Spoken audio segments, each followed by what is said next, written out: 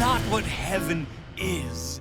It's what it could be with new management in charge. The new season of Hazbin Hotel plans to shake things up by putting new characters in starring roles. Vox intends to bring himself and the Vees to the very top of Hell's hierarchy by surpassing the rest of Hell. How he plans to do this is simple. He wants to infiltrate heaven, take down those in power, and put himself in charge. Once they're behind the heavenly gates and calling the shots, no one can stand in their way. Now, that's the most ambitious plan I've ever heard, but Vox sounds pretty sure of himself. He must have plans to get into heaven. And today's video will discuss different ways he can make his invasion a success. That's a feeling that I'd give anything to get back, and a feeling that I'd love to share. Number 1. Reverse engineering angelic technology. In the first season, Carmilla kills an exorcist using their own weaponry against them.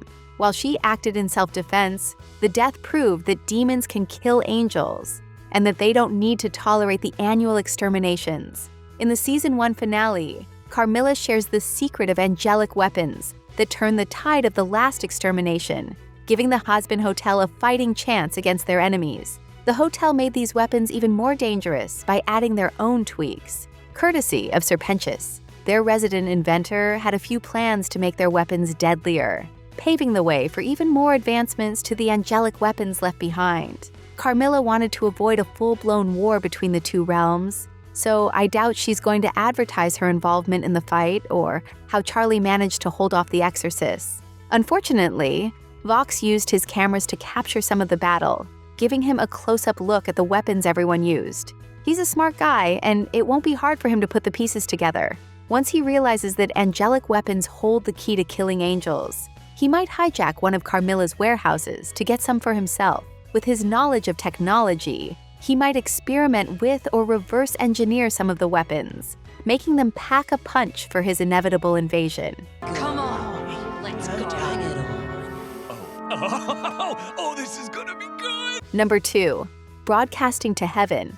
We know that heaven has access to television thanks to the latest episodes, which showed a movie theater full of Christmas rom-coms. That heavenly entertainment feed might be easily hijacked by Vox with a large enough broadcasting tower, given that Hell can see heaven from the Pride Ring.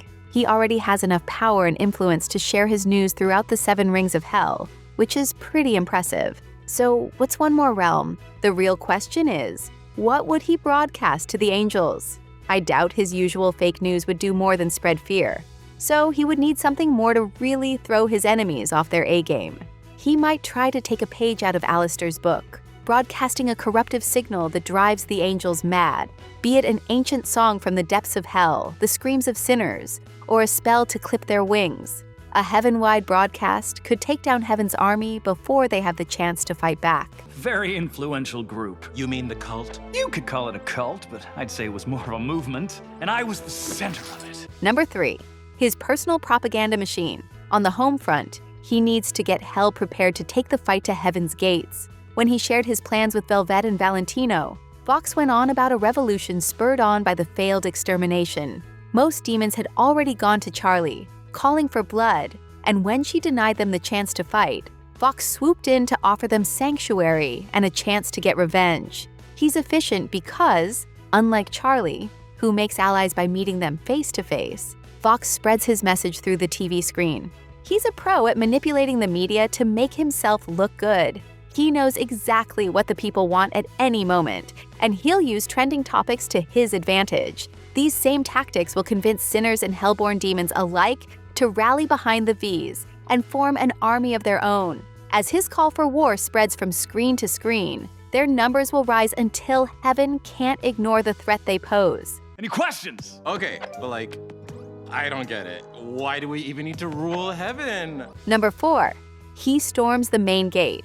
Once he has an army of loyal soldiers at his disposal, or enough souls forced to do his will under contract, Vox might have the power to storm heaven's gates. When Charlie went to meet with the Council of Angels, she couldn't enter heaven without facing St. Peter.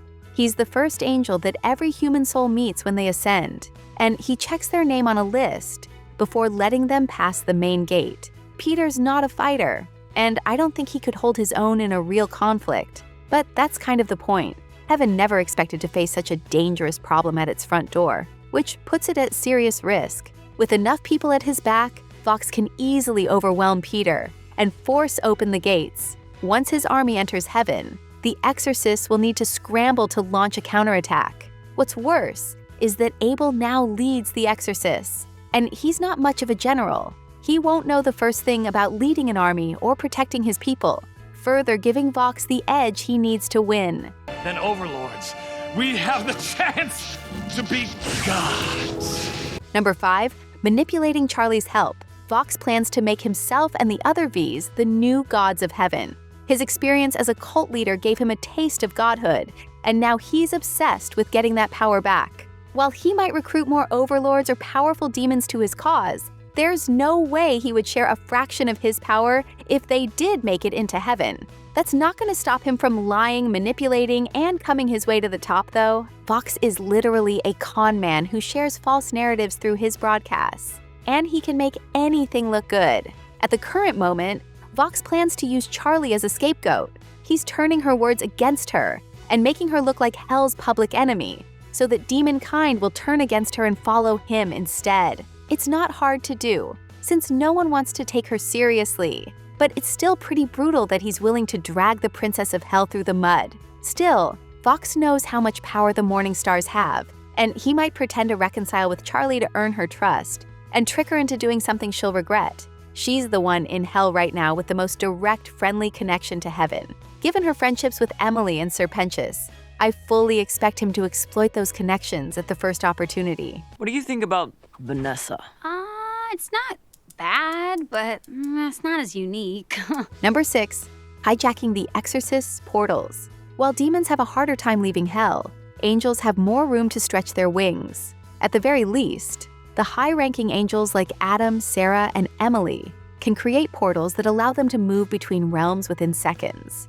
It's through these portals that Emily comes to visit Charlie in the second season, and that the exorcists pour from Heaven to launch their vicious exterminations. Part of Vox's plan might include provoking the wrath of Heaven, but for several reasons. For one, it will prove to his followers that he was right, and that the exorcists always intended to return and seek revenge for Adam. For two, it gives him a portal that's open long enough for a few demons to slip through unnoticed, giving the Vees the chance they need to sneak into Heaven and stage a coup. While his army is preoccupied with taking down the exorcists, Vox can get the jump on Sarah, who isn't expecting him to bring the attack to her. I can read, Katie, but why is it so positive? This is the news, honey. Vox might have played a minor role in the first season, but he's prepared to enter the big leagues now.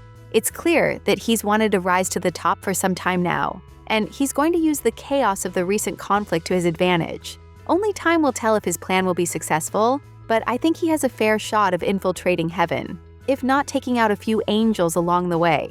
If he doesn't amass more power by the end of the season, his name will go down in history as the overlord who inspired the war between Heaven and Hell. What do you expect to see from Vox this season? Does he have any tricks up his sleeve? Share your theories in the comments below. No, I meant to say us. Yeah, okay. Thanks for watching. If you enjoyed this video, hit that like button, subscribe to our channel, and turn on notifications to stay updated on our uploads. My top reporter. Fox! Hello! What brings you here?